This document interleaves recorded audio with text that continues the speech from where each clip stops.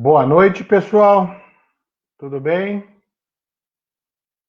Estamos dando início a mais um episódio aqui dos nossos encontros de segunda-feira, desafios para a convivência, e hoje nós vamos falar a partir do Observatório do Machismo. Espero que sejam todos muito bem-vindos. Já vou chamar aqui para trabalhar com a gente na noite de hoje a assistente social Fabiane Souza. Boa noite, Fabiane. Boa noite. Tudo Tudo bem? bem com vocês? Tudo jóia. Então Eu tá gostaria bom. de agradecer já de imediato esse convite e espero que a gente tenha uma conversa legal, como tem sido todas essas conversas que a gente tem acompanhado pelas lives, né, promovidas aqui. E espero contribuir também com a experiência, né, profissional que tenho levado junto a esse tema. Legal. Eu acho que os encontros aqui, todos eles têm sido muito ricos, justamente porque a gente tem podido dialogar com pessoas que têm experiência nas coisas que nós estamos tratando. E a sua experiência aqui com o tema que nós vamos trazer hoje, ela é muito valiosa. Fabiane e eu já estivemos juntos ao vivo e a cores, naquele tempo em que a gente se reunia presencialmente, e fizemos um trabalho sobre o tema de hoje, que é o 18 de maio, Dia Nacional do Combate ao Abuso e à Exploração Sexual de Crianças e Adolescentes. Só que escolhemos falar isso em junho, justamente como uma forma de dizer, olha, não dá para a gente contar só com o maio. Esse tema ele tem que ser diariamente reposto, né? Então, acho que nós temos aí uma série de questões que a experiência da Fabiane vai nos conduzir, e nós vamos poder aproveitar bastante aí para discutir esse tema que toca a vida de todos nós, porque todos nós temos contato com alguma criança, com algum adolescente em alguma instância. Então é um assunto muito importante. E o desafio posto hoje aqui é fazer dialogar a ideia do combate ao abuso e à exploração sexual de crianças e adolescentes com o tema do machismo. Então a gente vai tentar mostrar para vocês como é que este problema específico do abuso, e a Fabiane vai falar o que é abuso, da exploração sexual, ela vai falar o que é exploração sexual, porque são diferentes, tem a ver com a estrutura machista sobre a qual a nossa sociedade está alavancada. Então eu queria que você inicialmente falasse um pouquinho, se você quiser se apresentar aí, falar do seu trabalho e do 18 de maio. Tá joia, então, professor, eu agradeço. Eu sou assistente social hoje, estou atuando junto ao setor técnico da Vara de Infância e Juventude aqui do Fórum de Piracicaba, mas esse tema sempre foi um tema que permeou toda a minha vida profissional, desde a minha formação. Inclusive, o bacharelado foi, o trabalho de conclusão de curso foi acerca da questão da vitimização de crianças e adolescentes, lá em 1994, quando eu tive o primeiro contato com o CRAME de Piracicaba, uma ONG que estava em total expansão no estado de São Paulo, criada pelo professor Hélio em Campinas, e porque nós não tínhamos, na ocasião, conselhos tutelares, conselhos de direitos, nós não tínhamos essa estrutura que hoje nós conseguimos alcançar, né? E nosso município, aliás, é bastante privilegiado no sentido de ofertar vários recursos para o combate da violência sexual contra crianças e adolescentes. Então, naquela época, eu tive contato com essa instituição do CRAME, acabei indo trabalhar lá, abri mão de um concurso público, inclusive, na época, para trabalhar nessa ONG, de tanto que me aproximei com o tema. E de lá para cá venho desenvolvendo um trabalho de coletar dados acerca dessa questão da violência sexual contra crianças e adolescentes. Então, a gente poderia começar, eu acho, falando um pouquinho da questão do 18 de maio, né? Por que o 18 de maio? Em 18 de maio de 1973, que, aliás, ainda foi o ano que eu nasci, uma menina foi assassinada, né, no Espírito Santo, né? Araceli Crespo, ela tinha 8 anos de idade, e na ocasião ela foi raptada, drogada, estuprada, e em seguida foi carbonizada. E até hoje esse crime no Espírito Santo não foi esclarecido, né? Teve algumas pessoas que foram presas, né, julgadas e inocentadas, e esse crime ficou sem solução. Então, em 2000, foi instituída a lei que traz o 18 de maio, o dia do 18 de maio, como um dia de reflexão e de combate ao abuso e exploração de crianças e adolescentes. Então, esse foi o parâmetro que a gente se utilizou para trazer esse diálogo de hoje, né? Então, em homenagem à Araceli, e para lembrar, né, que nunca teve uma solução esse crime, nós passamos a adotar essa data, né? Uhum. A violência sexual contra crianças e adolescentes, ela tem origens, inclusive históricas, raízes históricas muito profundas, né?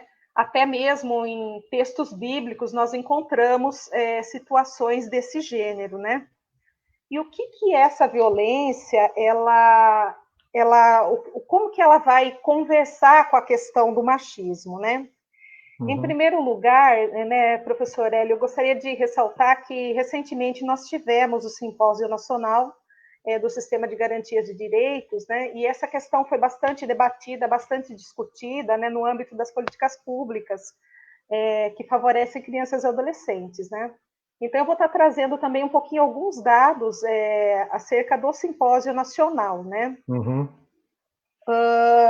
Nós debatemos durante esse tempo do simpósio muito a questão de como o Brasil ele foi formado, né? Como que ele veio a ser formado, como que nós viemos parar nessa situação que nós estamos agora, né?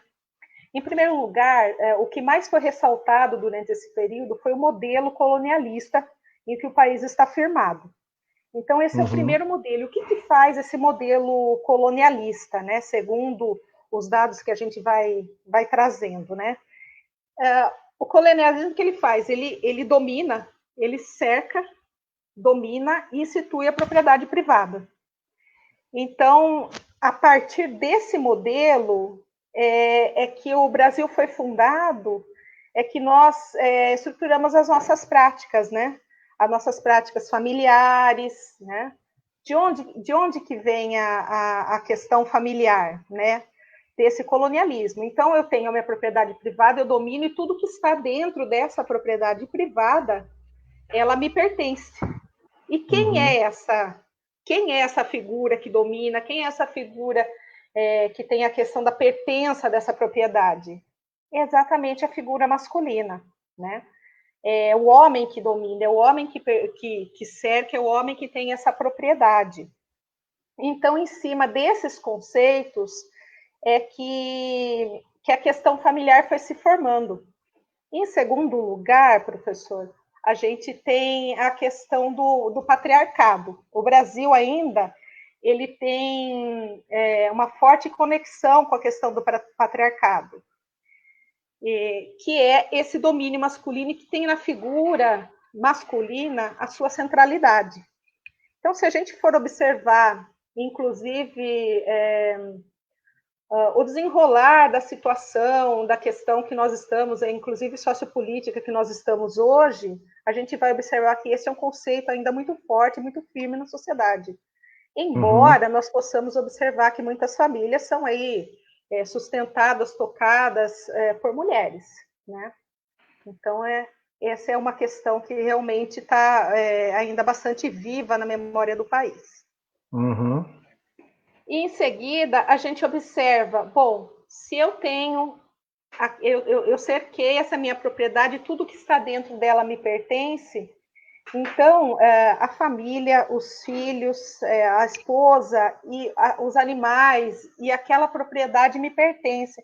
Então, esse domínio ele nos traz o quê? Uma questão fortemente voltada, não mais assim, não somente, né? Não é que não mais, não somente uma questão individual. A exploração sexual e o abuso sexual ele acaba acontecendo também pelas questões, não é mais estruturada na psique, mas estruturada nas relações de poder em que este modelo onde o Brasil se encontra foi montado.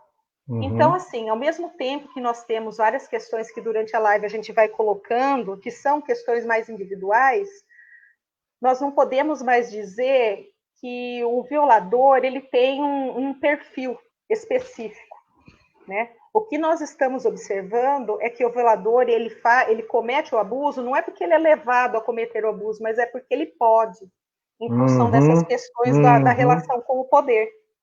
Perfeito. Posso Então, comentar? sim, perdão. No direito romano tem uma figura que é o pater familias, né? Então, o pater familias, ele é aquele que possui o direito e a autoridade sem limites. E você falou uma coisa que eu queria pegar para a gente começar a explorar. Todo mundo que vem aqui, eu vou interrompendo, né? Eu não consigo ficar muito tempo sem falar, Fabiane. Mas isso é ótimo. O pater familias, na Roma, ele tinha o direito, a autoridade que não tinha limites sobre todas as pessoas da família. E você falou uma coisa interessantíssima, que é, quando a gente tem o Brasil sendo colonizado, e colonizado é um termo bastante leve, né, para o que aconteceu aqui, Sim. né, vira um eufemismo, nós temos que aquele cercar e o que está aqui dentro é de minha propriedade, e aí vem o que me chamou a atenção. Os animais, as coisas, as mulheres e as crianças. Quando você faz essa lista descrevendo o que você aponta aí o plano de equivalência entre todas essas propriedades. Não interessa se é uma coisa, então aquela árvore é minha, aquele cavalo é meu, aquela mulher é minha, aquele escravo é meu, aquela criança é minha, aquele índio é meu. E aí se torna indistinta a condição humana dessas outras pessoas. E, portanto, surge aí um movimento de desumanização dessas pessoas, que é o ponto que eu gosto muito de chegar para mostrar para as pessoas, que quando eu desumanizo e torno coisa, ou seja, quando eu torno um sujeito objeto, eu posso fazer o que eu quiser com ele. Propriedade privada, eu posso vendê-lo.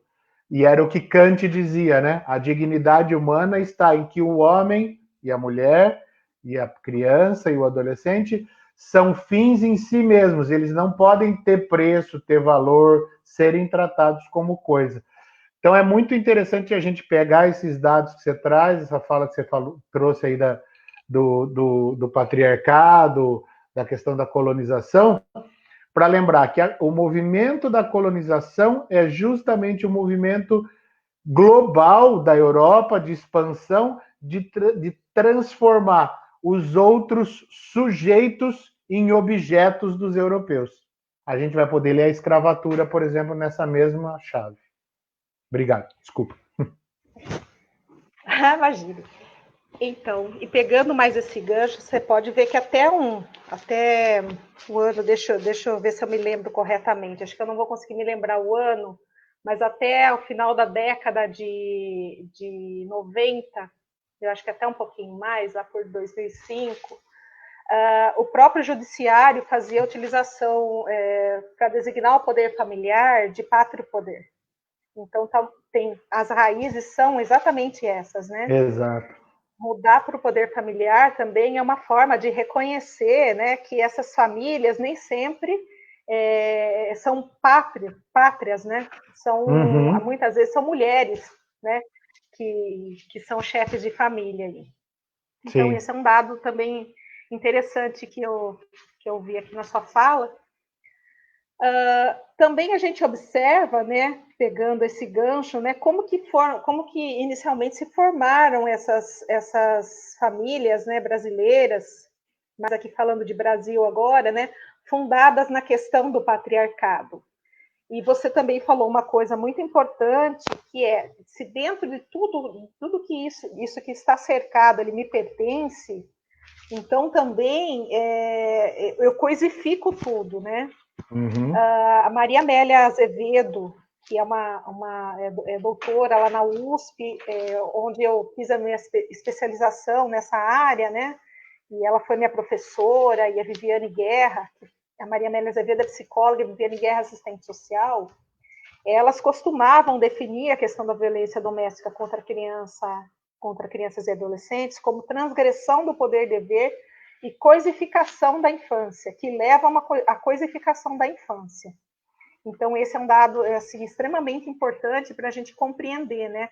Porque a criança, ela deixa de ser sujeito de direitos, né? Ela é uma coisa, mais um objeto que está disponível a esse patriarca, né? Exato. Então, assim, eu gostaria então também de trazer a questão da família enquanto instituição privada. Né? Posso só eu comentar vou então estar um trazendo. negocinho antes? Deixa eu Sim, só te pois não, interromper. pois não. Criança e infância não são dados da natureza, né? Criança e infância tem esse entendimento que a gente tem hoje, século XX para cá, né? Se a gente olhar o início do século XX, inclusive, você vê aquelas fotos antigas das famílias, a criança ela é um adulto em miniatura, né? Ela é só mais um dos personagens da foto aí. Não existe aquela coisa infantil da criança no passado. A ideia de criança, até mesmo a ideia de adolescente, é muito recente, né? Quando a gente sim, muito recente. Muito pensando, recente. pensando na ideia da imagem das crianças, a gente tem aí figuras aí das fotos, né, que aparecem as crianças, são uma coisa muito interessante de pensar como é que elas eram retratadas. E aí esse retratar da criança, eu acho que é muito importante a gente lembrar, porque ele traz um significado que não é, e é uma das coisas que eu defendo muito para a gente observar o tempo inteiro, que não é um dado da natureza. A interpretação de criança, inclusive, não vamos discutir isso agora, talvez, mas a interpretação de criança a partir do Estatuto do Menor é uma, a interpretação de criança a partir da ECA é outra, né? A gente tem um monte de coisa aqui. Deixa eu só botar aqui para o pessoal ver do que eu estou falando, né? Olha só, gente. Olha que interessante. Olha este menino, que deve ser um menino, cabelinho curtinho. Olha a cara do menino do lado da mãe. Não, olha, eu vou tentar aumentar aqui. Olha a figura dele. Isso não é infância, esse é um adulto em miniatura, né? Só estou trazendo esses elementos aí para a gente ir pensando. Excelente. Excelente mesmo. E isso mostra o quanto essa criança, né, o quanto ela não era reconhecida, o quanto ela era deixada para trás, né? Até você me falando isso, professor, até podemos trazer aqui que o primeiro sistema de proteção à criança que surgiu na França, na verdade, a criança foi protegida por uma sociedade protetora de animais, que os animais já eram protegidos, mas não tinha, para a criança não havia legislação própria.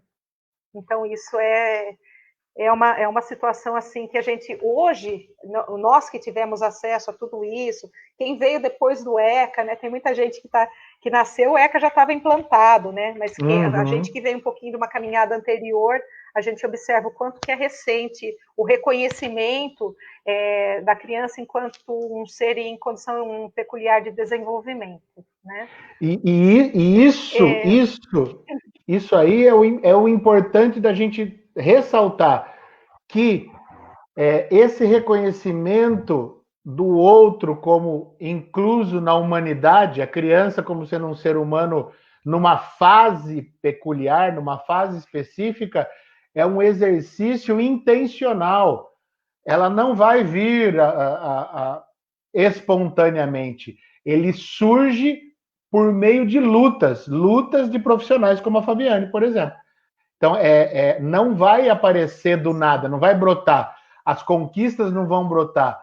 As violências não vão ter nome espontaneamente. Nós vamos ter que trabalhar o tempo inteiro para poder dar o nome, para poder nomear a criança, para poder nomear o adolescente, para poder nomear a violência contra a criança, para poder distinguir a violência do abuso, da exploração, que é esse trabalho que a Fabiane faz. Nós ainda estamos em luta. Sim, estaremos o Simpósio sempre, Nacional, ele trouxe... nós ainda estamos em constantes sistemas de luta. Porque quando a gente observa que uma determinada municipalidade, um estado, um governo federal, ele precisa ter a criança, as políticas de atendimento à criança já previstas no orçamento. Se não for previsto no orçamento, essa política não vai acontecer, né? Isso é fato. Então, o quanto que nós precisamos ficar brigando para incluir esse pensamento, essa política, pensar no orçamento, né? O quanto, muitas vezes, faz falta um orçamento participativo, que ouça mais a população acerca disso, né? E isso aparece também nas conferências da criança e adolescente. Então, o quanto que é importante essa participação popular na construção do orçamento, para que essa criança possa ser pensada dessa forma.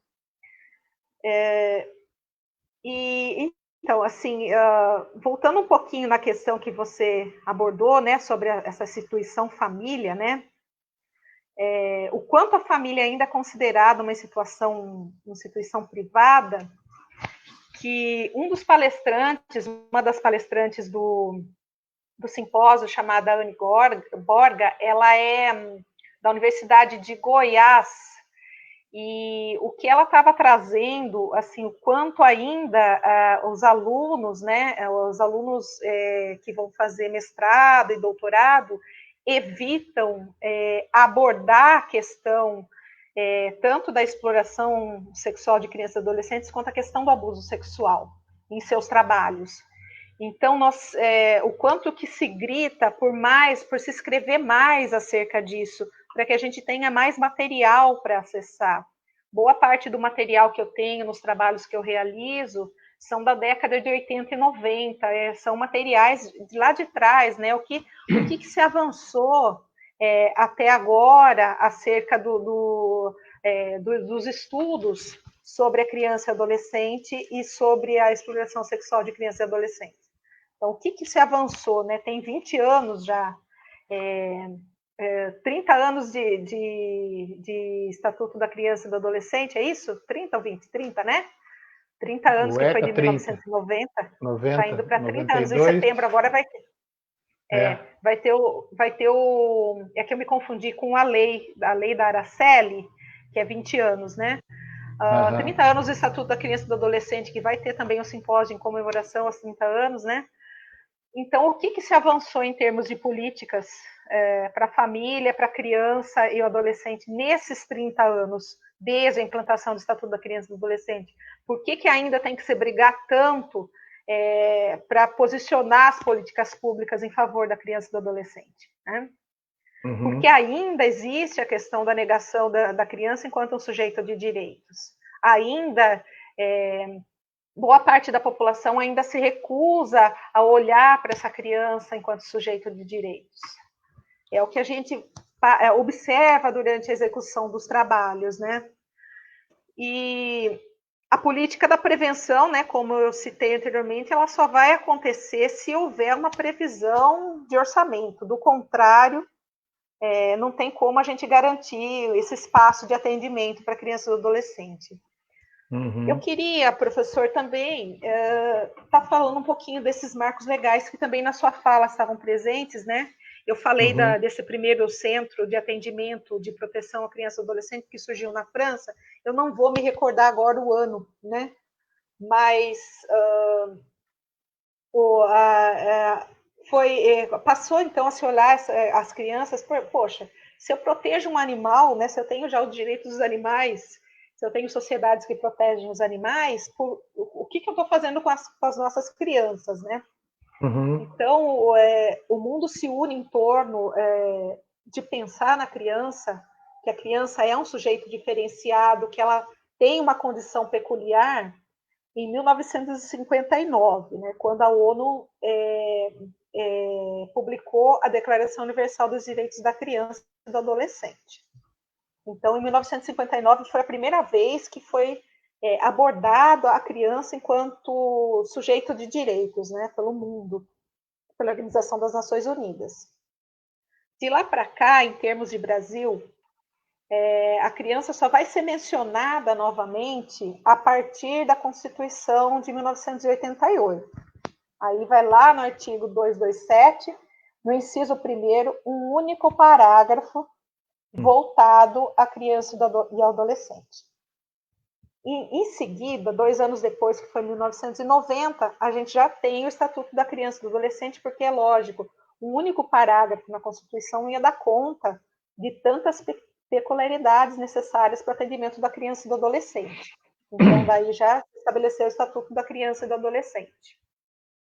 Aí, como que avança o Brasil? A lei da Araceli, que é a Lei 9.970 de 2000, que vai instituir o 18 de maio, ela aconteceu 10 anos depois do Estatuto da Criança e do Adolescente. E o 18 de maio ele é muito importante porque dele parte muitas políticas de prevenção ao abuso e à exploração sexual de crianças e adolescentes, porque daí o Brasil inteiro para pensar nessa criança e no adolescente. Então, muitas propostas, elas acontecem muito nesse período, né, que se para discutir. E um outro marco legal que eu gostaria de trazer também, já mais no meu âmbito de trabalho atual, é a Lei 3.431 de 2017, que vai tratar da escuta e do depoimento especial.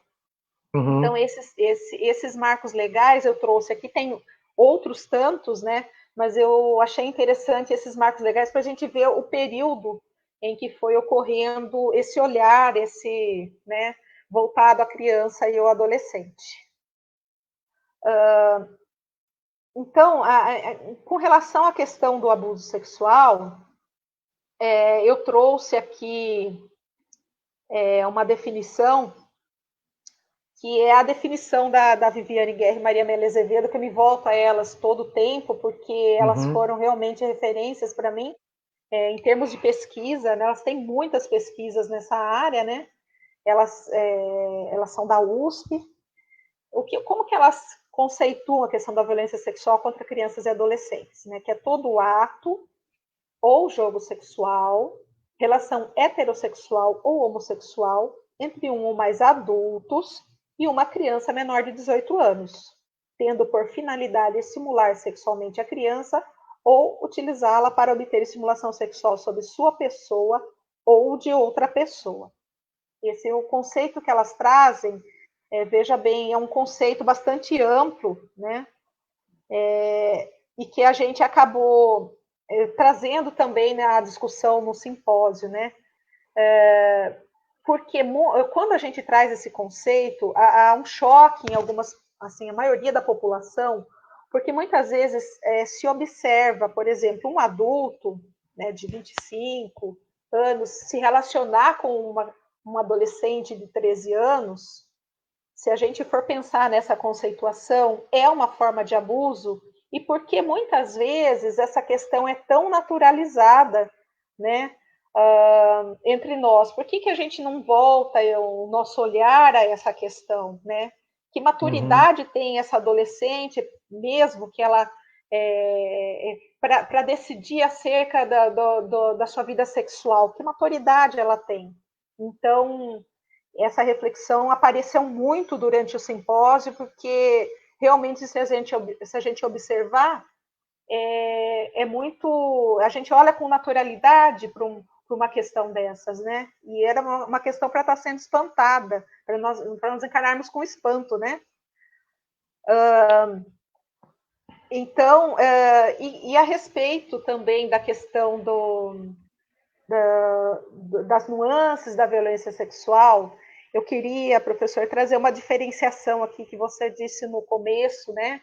Que o que é um abuso, o que é a exploração. E para a gente compreender, né, o abuso é um termo que ele tá sendo reavaliado, né? Porque se eu falo abuso é porque então houve uso.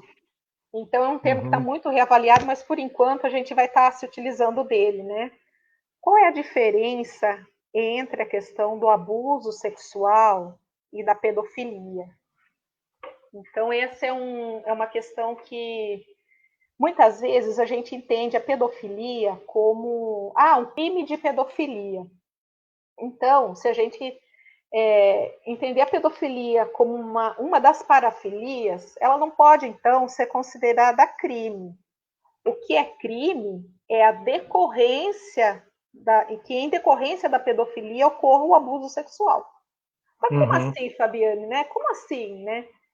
Nem toda pessoa que sofre de pedofilia, ela chega às vias de fato e praticar o abuso sexual, né?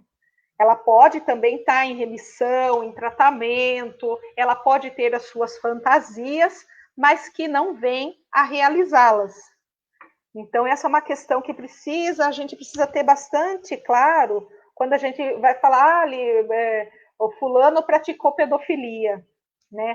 Ele sofre da pedofilia e praticou o abuso sexual. Por que também é necessária essa diferenciação? Como a gente conversou um pouquinho antes, o abuso sexual ele não está sendo mais visto do âmbito individual, né? Porque se ele fosse visto do âmbito individual, nós poderíamos entender que com a prisão do violador, o problema estaria resolvido. Mas ele precisa sair dessa questão e a gente precisa olhar essa sociedade, essa formação de sociedade patriarcal, da propriedade privada, do colonialismo, para compreender que o abuso sexual, então, a pessoa abusa porque ela pode, não é porque ela é pedófila.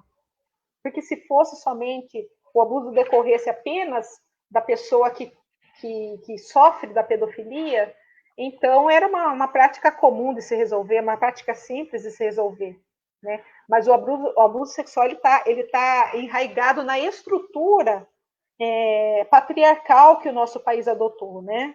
Exato. Então, isso, então, isso, desculpa te interromper, isso é fundamental entender, que é estrutural, que esse poder ele é delegado ao homem pela própria estrutura social. Delegado de maneira incorreta, delegado de maneira abusiva, mas é delegado. Então, se é delegado, faz-se o uso desse poder que lhe foi outorgado, né, para falar como no âmbito do direito. É importante que a gente pense o papel da educação nesse sentido de questionar, de desnaturalizar esse privilégio, esse direito que é construído paradoxalmente como natural.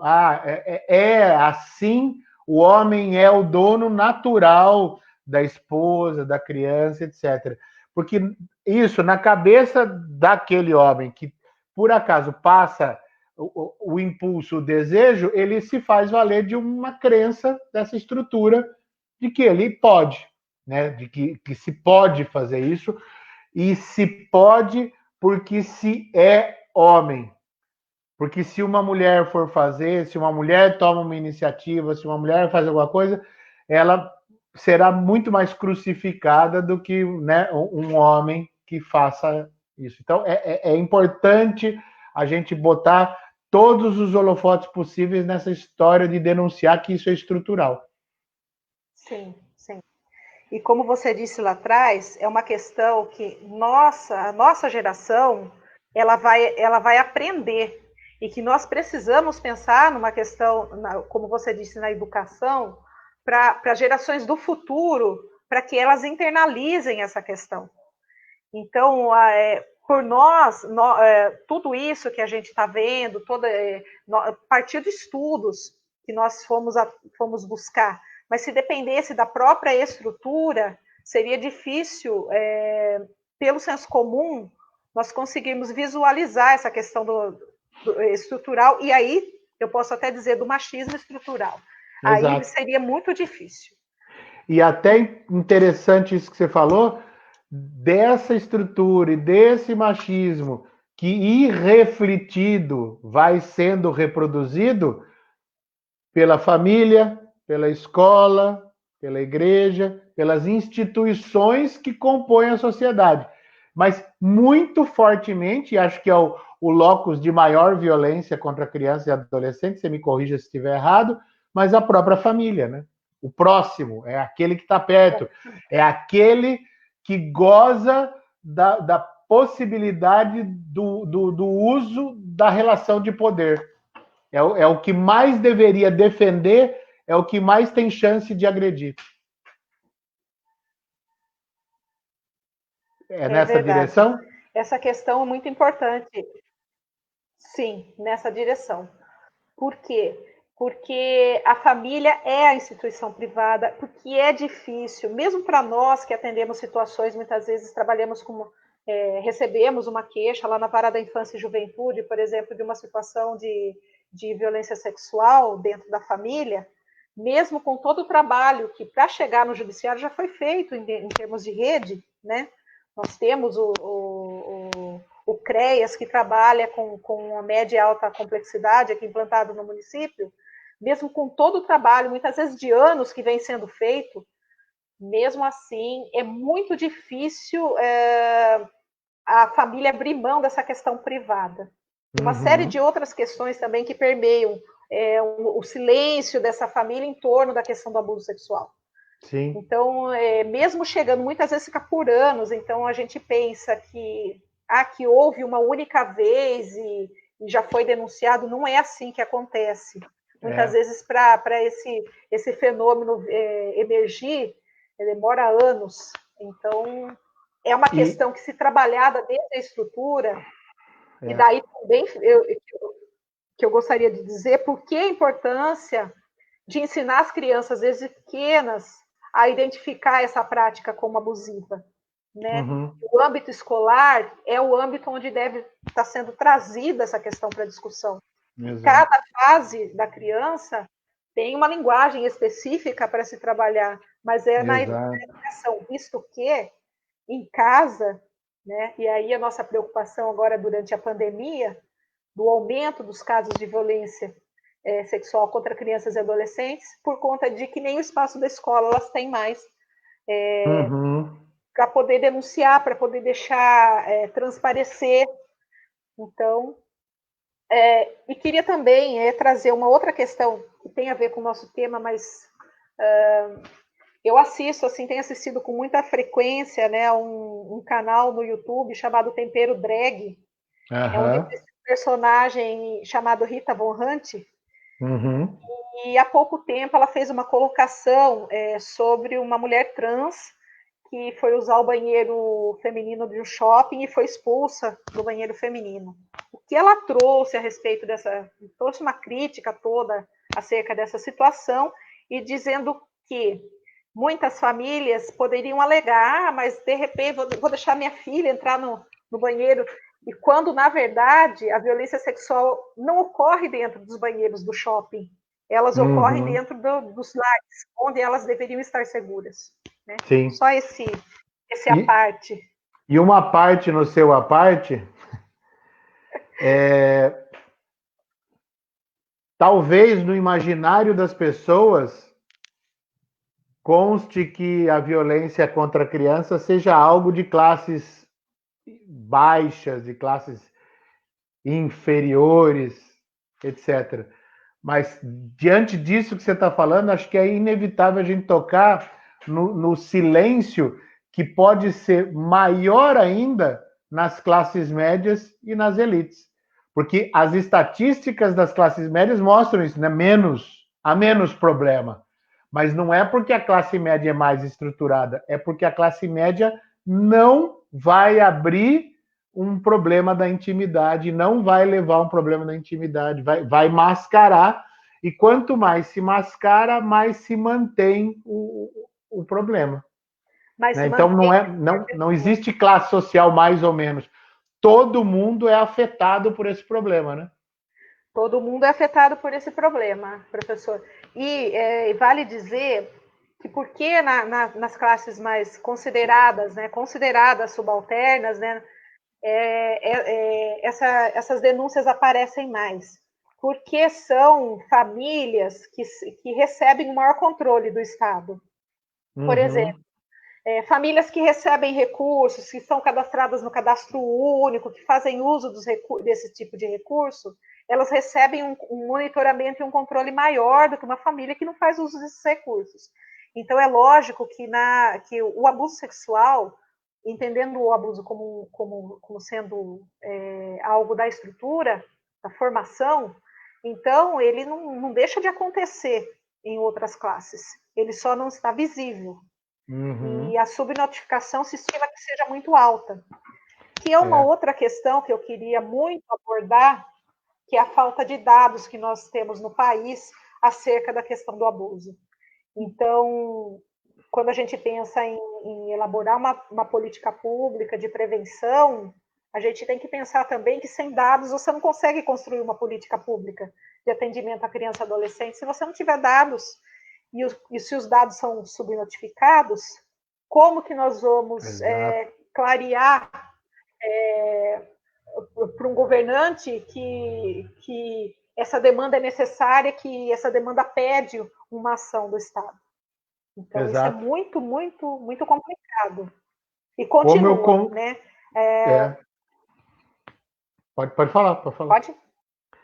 Como eu construo a política pública sem dados? Né? Sem dados, não constrói. E com as subnotificações, nós ficamos prejudicados para poder construir uma política mais sólida de atendimento, né? Não que nós não tenhamos aqui, eu falo que Piracicaba ela é privilegiada no atendimento à criança e adolescente, né? Nós temos muitos serviços de atendimento aqui em Piracicaba. E quando eu faço parte também de um grupo de estudos lá de São Paulo e algumas periferias ali, e algumas cidades que não tem nenhum serviço de atendimento, que tudo precisa ainda ser construído. E aqui nós temos, já temos já fizemos algum tempo atrás um fluxo de trabalho que aos trancos e barrancos vai funcionando, né? Muitas vezes um passa por cima do outro, precisa ser retomado, né? Mas nós temos no município um interesse, sim, na construção dessas políticas, né? Queria falar um pouquinho também da questão... Eu estava falando agora da questão das políticas públicas, né? Queria trazer um outro dado do simpósio, né? Eu estou trazendo muito o simpósio porque ele acabou de acontecer e trouxe muitas novidades, né? Então, por isso que eu estou partilhando com vocês. Muito bom.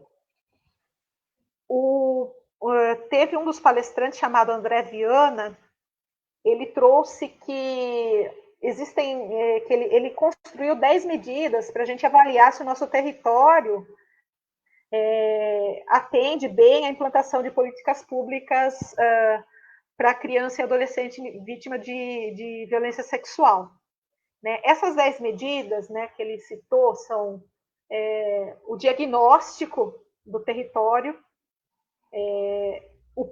planos de ação montados para o combate, pela prevenção e combate, se existem, na verdade, comitês de discussão permanentes ou não, se nós temos um atendimento técnico especializado, treinado para a escuta dessa criança, desse adolescente, onde ele possa buscar ajuda também, não somente através de outros órgãos, mas por si mesmo. E agora queria fazer também um parênteses, que está sendo reavaliada a questão das denúncias pelo Disque 100, que me parece que por conta da navegação não está sendo muito favorável para que a própria criança possa fazer a denúncia. Esse é um parênteses que eu acho importante também. Uhum. E, em seguida, as estratégias de financiamento e também do confinanciamento público, que é a quinta medida, né? A sexta, a implantação de mecanismos de comunicação, que a gente já está avaliando a questão do Disque 100. A capacitação especializada para a gestão dos recursos, né, que vem. Os fluxos de atendimento, que Piracicaba já tem esse ensaio, já, né, tá, vamos dizer que mais de meio caminho andado. A construção de políticas sociais e o monitoramento e controle do fenômeno no território. Então, essas são as 10 medidas trazidas pelo professor André Viana, que permite que a gente avalie se o nosso território ele atende bem a questão das políticas de atendimento à criança e adolescente.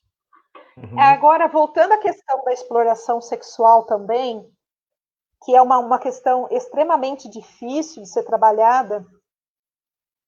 Desculpe, eu queria só lembrar, no caso de abuso sexual e pedofilia, para a gente entender, não sei se vocês já viram um filme bastante antigo, eu estou aqui sugerindo O Lenhador. O Lenhador é um filme onde nós tínhamos um pedófilo, né, que já tinha sofrido punição acerca da sua prática, né, e que ele não pratica mais, que ele consegue se segurar, ele tem o desejo da prática da pedofilia, mas ele consegue se segurar, tá certo? Deixar essa como sugestão. Uhum. E uma outra sugestão de um filme que vai tratar de como nas elites existe a questão da exploração sexual e que o silêncio é muito maior do que nas classes consideradas subalternas. Existe um filme chamado The Woman, que é a mulher, nem todo monstro vive na floresta.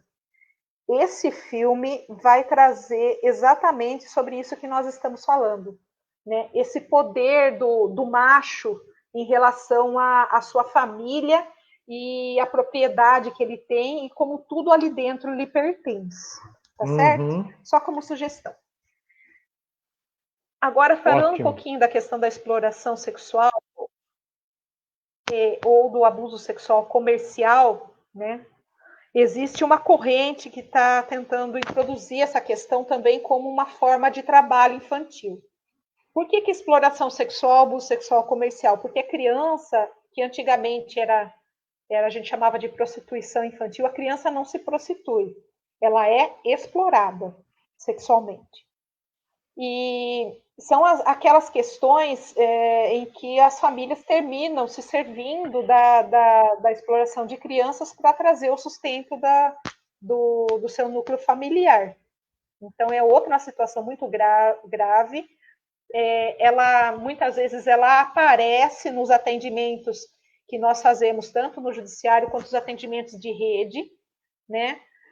Piracicaba apresenta situações em que são perceptíveis que essas adolescentes são cooptados para a exploração sexual, mas é uma situação difícil de ser investigada, né?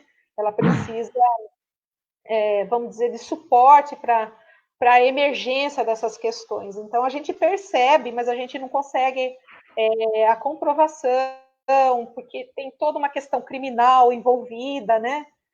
Mas é uma situação muito difícil. É uma outra situação que a professora Annie Borga chegou a citar, que não é procurada na universidade, não é um tema muito procurado, até porque também se trata de um tema invasivo, inclusive até meio que arriscado a você buscar dados nessa área da exploração sexual. Porque também tem a questão do tráfico de crianças, de mulheres, envolvendo todo esse quadro da questão da exploração sexual. E agora, Sem dúvida. no simpósio da erradicação do trabalho infantil, vai estar sendo discutido esse como mais um item a ser entendido como trabalho infantil. Infelizmente, né? Mas, feliz ou infelizmente, esse olhar a gente vai ser necessário. Fabiane, vou contar um segredo nosso aqui em público. Um pouco antes de entrar, a Fabiane estava nervosa, porque vamos fazer, não sei o quê, né? Fabiane, já foram 52 minutos de conversa. É incrível como voa, né? Eu tenho, e aí temos Fabiane e eu, e aqui no meu olhinho mágico tem 21 pessoas assistindo neste momento. Muita gente entra, sai e tal. A gente tem feito normalmente 1 hora de trabalho aqui nos encontros. Nós não precisamos ficar só 1 hora, mas normalmente a gente segue isso aí porque também cansa o pessoal, cansa você, e eu tenho procurado cuidar disso. Mas, assim, eu sei que teríamos aqui assunto para várias lives, coisa que a gente poderia, inclusive, voltar outras vezes para dar continuidade, passar por outros meses para continuar trazendo esse tema, né? E eu ia pedir para o pessoal que está assistindo lançar seus comentários, porque eu acho importantíssimo que a gente vá dialogando com quem está assistindo para construir melhor esse nosso trabalho aqui. Sem te apressar, absolutamente nada, não se preocupe, mas eu só comentei isso porque eu gosto que você fique sabendo, porque, assim, você não sabia que tinha 50 minutos, né? Voou. Então é muito rápido. Não sabia. É muito rápido. Sim. E aí a gente vai conversando. Então vamos seguir. Eu sei que você tem muitos outros temas perto do que a gente conversou aí durante o prelúdio aí dessa atividade, e sigamos. Vamos lá. Pode seguir. Eu só queria trazer sobre a questão da exploração sexual, né? No final da década de 80, já passando para a década de 90, nós tivemos um jornalista que eu gostaria de até aproveitar essa oportunidade para homenageá-lo. Muitos que estão aqui já devem ter ouvido falar, já devem ter lido coisas dele, né? Chamado Gilberto de Merstein. Ele fez um levantamento acerca da exploração sexual, na época era chamada de prostituição infantil, nas regiões Norte e Nordeste. Então, ele tem essa coletânea, né, também eu sugiro, Meninas da Noite. É um trabalho que me marcou profundamente. Nós temos acesso de como que essas crianças são sequestradas, como elas são cooptadas, para servirem ao prazer dos adultos. Então, e como isso é muito fácil, como isso é um cenário que ainda é muito comum, né? Não só nessas regiões, mas ele trabalhou nessas regiões Norte e Nordeste. Então, é uma outra sugestão de leitura, é um trabalho que alguns termos já estão bastante desatualizados, mas é um trabalho importante. E nós acabamos agora no dia 29 de maio, nós acabamos de perder Gilberto de Merstein, é uma perda terrível, né? Ele também era o criador do site Catraca Livre. Então, foi uma perda inestimável para o nosso Brasil, né? E ele tinha essa visão, essa visão social de toda essa questão. É uma obra importante, e deixar de sugestão. Ótimo. Para a gente falar um pouquinho agora mais no campo de trabalho, né, onde eu estou alocada, lá na Vara da Infância e Juventude, eu queria falar da lei, né, de uma das leis que, após um dos marcos legais que eu citei, que é a lei do depoimento da escuta especial. Eu queria falar um pouquinho do que se trata, né? Independente, né? Nós temos assim um estranhamento com a questão da lei, nós profissionais, né? Para realizarmos a questão do depoimento especial, né? A gente tem aí uma questão dos conselhos de direito, né? Que orientam como deve ser a nossa ação enquanto membros do judiciário para a realização do depoimento especial. Isso é uma questão, é um recorte. Mas, assim, da importância dessa lei, né, que foi de autoria da deputada federal Maria do Rosário, né, foi sancionada em abril de 2017, e em abril de 2018 ela passou a vigorar. Então, ela tem duas partes que eu acho importantes ser destacadas, que ela traz. Primeiro, a questão da escuta especializada, né? Qual que é a diferença do depoimento e da escuta, né? A escuta especializada é um procedimento que deveria ocorrer na rede de atendimento. Então, é aquele primeiro contato que se tem com a realidade daquela criança, né? O cuidado que essa criança deve ser recebida, cuidado para que ela se sinta acolhida, que ela se sinta protegida naquele ambiente, né? E ela acontece num período antes de se chegar à situação ao judiciário. Nem sempre a escuta ela não visa a criminalização do violador. Ela visa o protagonismo da criança na situação que lhe feriu, né? Um minutinho só. E outra questão dessa lei, que é isso que eu vou chegar, que é o depoimento especial. A questão do depoimento especial já é um procedimento que vai acontecer no âmbito do judiciário, que está sendo feito nesse momento, desculpe, pelos técnicos do serviço social e da psicologia, que é a oitiva da criança num ambiente protegido, onde a criança não fica... Um minutinho só. Tome sua água aí em paz.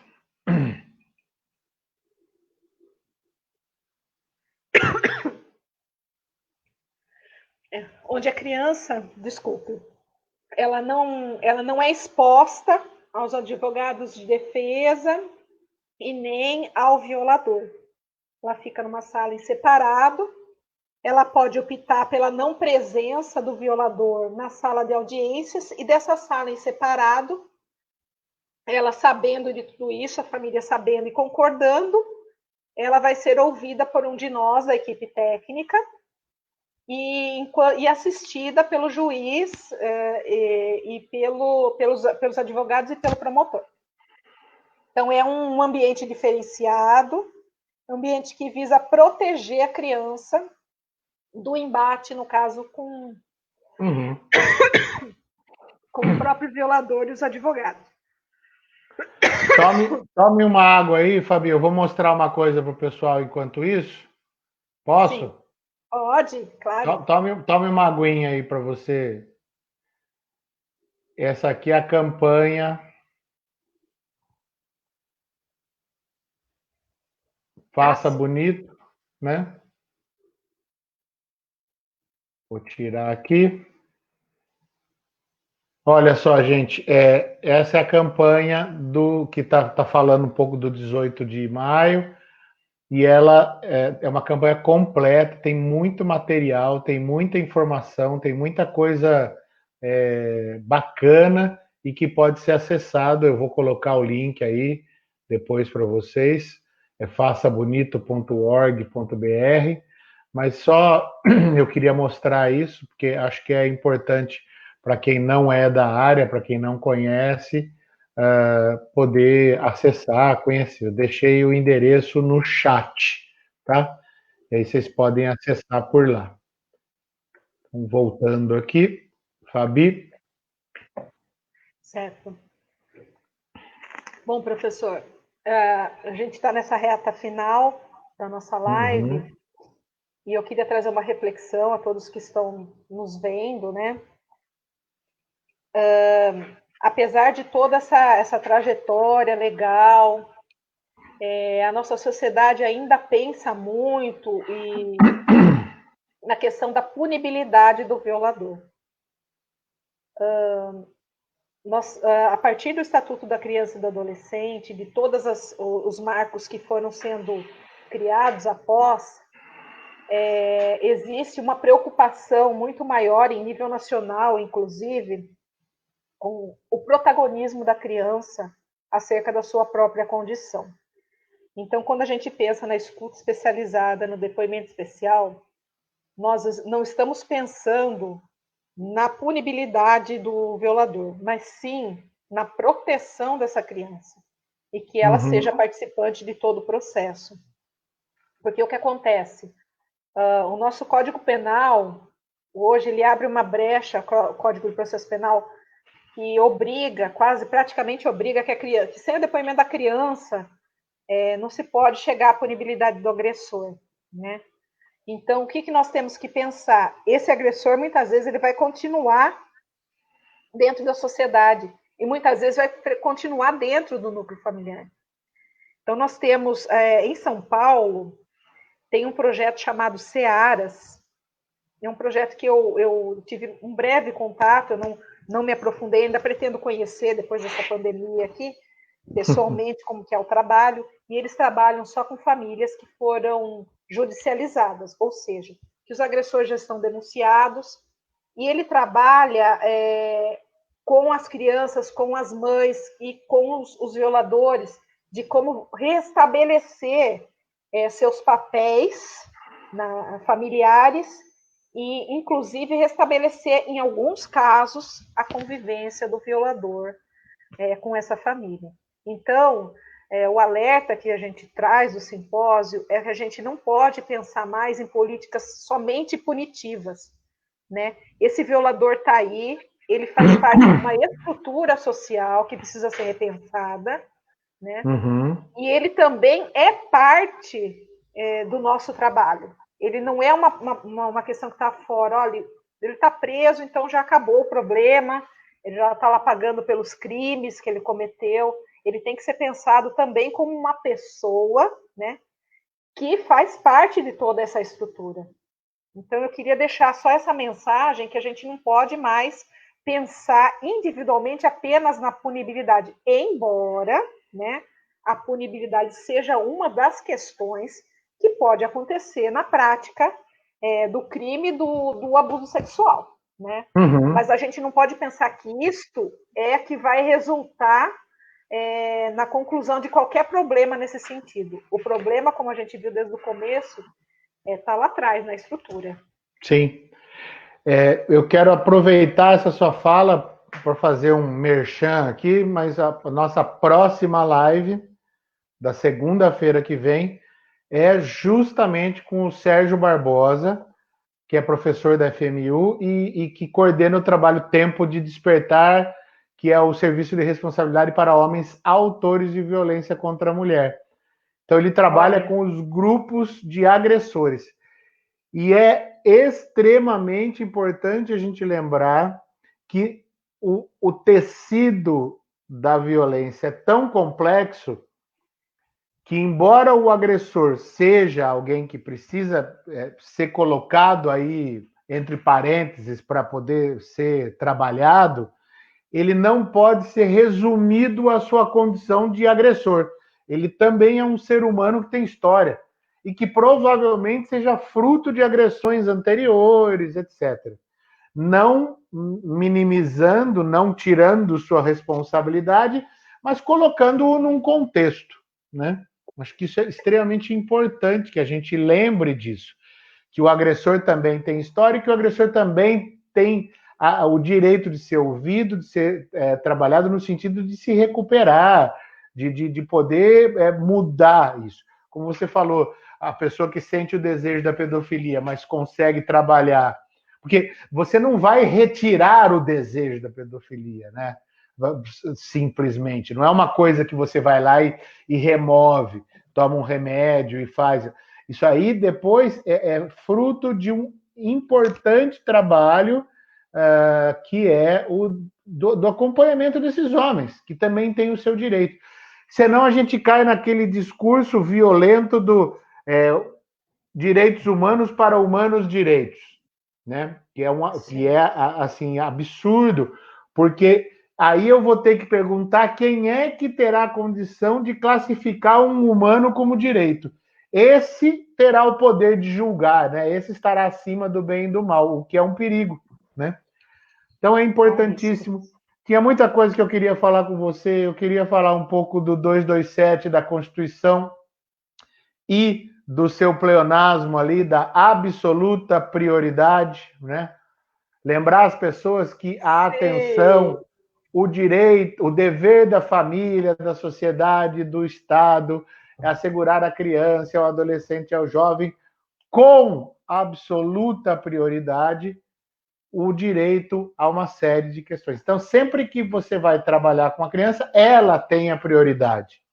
Ela tem a prioridade de ser atendida, ela tem a prioridade de ter o seu direito garantido. Temos muita coisa. Esse é o nosso segundo encontro. Eu tenho dito para todo mundo que as impossibilidades da pandemia estão gerando uma série de possibilidades novas para a gente trabalhar, para a gente atuar.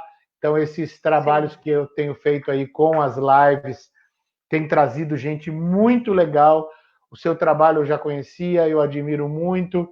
E eu queria, então, te agradecer por mais essa doação sua aí de contar um pouco da sua experiência e deixar uma mensagem final para você falar aí, antes de eu partir para o encerramento, que eu queria também dar uma última palavrinha.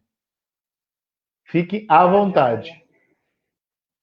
Tá joia. Eu que gostaria de agradecer, essa é uma oportunidade, né? Esse seu trabalho tem sido muito importante para nos levar a refletir, para nos levar a pensar de uma nova estrutura, de uma nova sociedade. Nós precisamos parar para discutir, né? A vida é corrida, a vida passa rápido, e, de repente, são temas tão importantes, de tanta relevância, né? A gente observa que, se ninguém parar para discuti-los, como que vai ser essa sociedade para as próximas gerações? Então, eu estou imensamente feliz de fazer parte, né, desse novo pensar, né, e desses seus projetos que são maravilhosos. E vou estar com você na live da segunda, né, vou estar participando também. Então, eu só posso dizer meu muito obrigado, de coração, por essa oportunidade. Estou bastante feliz. Né? Que bom, eu fico muito Fiquei feliz. Nervosa, mas estou feliz. E ficou nervosa à toa, você viu, né? Porque aqui é uma sala e um bate-papo, né? Não tem nada demais. Sim. Fico muito feliz. Você falou na questão do trabalho que eu estou desenvolvendo e, assim, vou convidar todo mundo a conhecer o Observatório do Machismo, não só no site, mas no Facebook também tem, no Instagram também tem. Acompanhem os nossos trabalhos, curtam aí o nosso trabalho para ele ganhar visibilidade. Eu tenho me dedicado a fazer do machismo estrutural um objeto de estudos que, para mim, ele cruza, ele transpassa todo o tecido do social. Então, em todas as manifestações do social, nós podemos observar a presença da estrutura machista. E o processo que eu estou propondo, passo a passo, assim, a um estudo tem sido muito prazeroso para mim, embora seja um assunto muito pesado, é a desnaturalização dessa estrutura. Porque conforme nós vamos conversando e vamos dando os nomes às violências, apresentando as estruturas, nós vamos desnaturalizando, nós vamos tirando daquela condição de sempre foi assim, o homem é assim mesmo, a mulher é assim mesmo, a criança é assim mesmo, a condição de sujeito de um, de objeto de outro, é tudo construído. Nós precisamos desnaturalizar isso, colocar de novo aquilo que foi posto como natural no rumo do histórico e do social, para que a gente possa, com isso, transformar e produzir novas e mais saudáveis formas de convivência. É isso. Sim.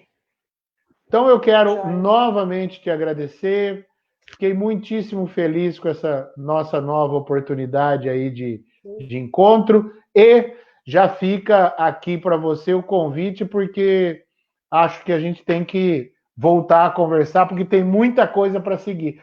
Eu gostaria de fazer uma live com você mais prática, que a gente pudesse falar de denúncia. Como é que eu denuncio? Como é que eu faço para avisar quando tem alguma coisa na minha família, quando eu percebo alguma coisa num vizinho, para a gente poder levar essa parte mais prática para as pessoas. Tá certo, tá certo. Eu me coloco à disposição. E eu tenho que agradecer. Muito obrigada por essa oportunidade, mais uma vez. Eu que agradeço. Fabi, até nós vamos nos falando aí, sumimos nós dois aqui, mas já volto. Sim. E a todos, eu só posso agradecer o carinho e nós nos vemos na semana que vem. Abraços. Abraços, tudo de bom.